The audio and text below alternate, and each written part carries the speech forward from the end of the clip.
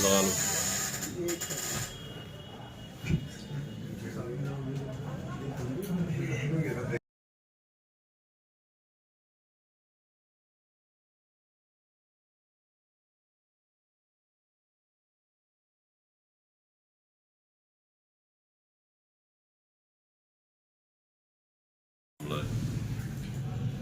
डबरा नगर पालिका में बहुत समय से अनियमितताएं चली आ रही थी। डबरा नगर पालिका के अनियमितताओं के विरोध में सभी पार्षदों द्वारा कई शिकायतें कलेक्टर महोदय को, सीएमओ महोदय को, कमिश्नर महोदय को, शासन को, प्रशासन को, लोकायुक्त को और ईओडब्ल्यू को भेजी जा चुकी हैं। उन पर कार्रवाइयाँ हो रही हैं, पर कार्रवाइयाँ बहुत सुस्त तरीके से हो रही हैं। तब तक कार्यकाल निकला जा रहा है। डबरा शहर के लोग परेशान हैं। नामांतरण के प्रकरण हैं, आपके साफ सफाई के हैं, रोडों की हालतें इतनी ख़राब है, लाइटें करोड़ों की आ गई हैं पर लाइट अंधेरे में डला हुआ है शहर। तो इन सब बातों को लेके जब समस्याओं से ग्रस्त हम लोगों ने बहुत प्रयास कर लिए, सब सामंजस्य करके देख लिए सब तरह के, पर भ्रष्टाचार में कोई कमी नहीं आ रही है। तो आकर मजबूर होकर हम सब पार्षदों ने निर्णय लिया कि हाई कोर्ट की शरण में जाया जाए। तो हाई कोर्ट की शरण में गए। अभी शॉपर में एक ऐसा ही हुआ था कि तो उसमें भी लगाया और एक भ्रष्टाचार के उसमें पे आई और लगाई है। एक आदेश आया है 26 तक, क्या कुछ आदेश आया है आपने? ये भी ये जो मेरे द्वारा और विक्रमवीर द्वारा एक याचिका दायर की गई है हाई कोर्ट में, जिसकी संबंध उन्होंने स्वीकार कर लिया हम लोगों की याचिका। जानकारी मांगी गई है और जानकारी नहीं मांगी है। उसमें उन्होंने 16 तारीख 26/2 की डेट लगाई जवाब देने के लिए। जवाब कैसे जवाब मांगा गया? वो तो सभी से अध्यक्ष से मांगा जाएगा, शासन से मांगा जाएगा। आरटीआई के तहत ये जानकारी निकल के सामने आई है। नहीं, ये आरटीआई नहीं है।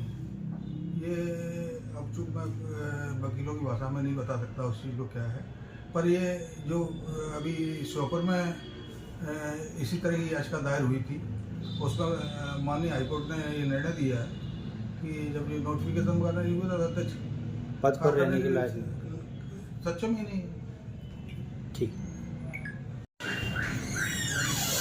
लगा लो।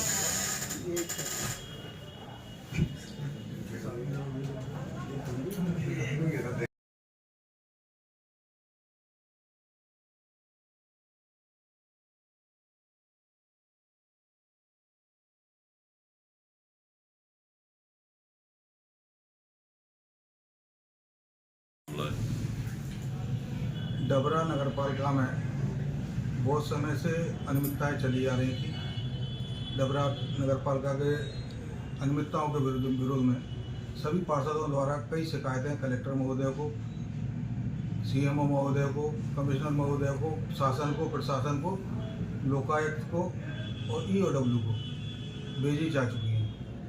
उन पर कार्रवाइयाँ हो रही हैं, पर कार्रवाइयाँ बहुत सुस्त तरीके से हो रही हैं। तब तक कार्यकाल निकला जा रहा है। डबरा शहर के लोग परेशान हैं। नामांतरण के प्रकरण हैं, आपके साफ सफाई के हैं, रोडों की हालतें इतनी ख़राब है, लाइटें करोड़ों की आ गई हैं पर लाइट अंधेरे में डला हुआ है शहर। तो इन सब बातों को लेके जब समस्याओं से ग्रस्त हम लोगों ने बहुत प्रयास कर लिए, सब सामंजस्य करके देख लिए सब तरह के, पर भ्रष्टाचार में कोई कमी नहीं आ रही है। तो आकर मजबूर होकर हम सब पार्षदों ने निर्णय लिया कि हाई कोर्ट की शरण में जाया जाए। तो हाई कोर्ट की शरण में गए। अभी शॉपर में एक ऐसा ही हुआ था कि तो उसमें भी लगाया और एक भ्रष्टाचार के उसमें पे आई और लगाई है।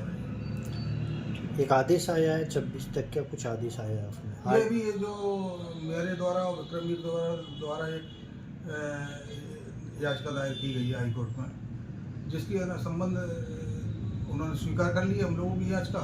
जानकारी मांगी गई है और जानकारी नहीं मांगी है। उसमें उन्होंने 16 तारीख 26/2 की डेट लगाई जवाब देने के लिए। जवाब कैसे जवाब मांगा गया? वो तो सभी से अध्यक्ष से मांगा जाएगा, शासन से मांगा जाएगा। आरटीआई के तहत ये जानकारी निकल के सामने आई है। नहीं, ये आरटीआई नहीं है। ये अब चूँकि मैं वकीलों की भाषा में नहीं बता सकता उस चीज़ को क्या है, पर ये जो अभी शॉपर में इसी तरह की याचिका दायर हुई थी, उसमें माननीय हाईकोर्ट ने ये निर्णय दिया है कि जब ये नोटिफिकेशन वगैरह नहीं हुआ था अध्यक्ष पद पर रहने के लायक सक्षम ही नहीं। ठीक।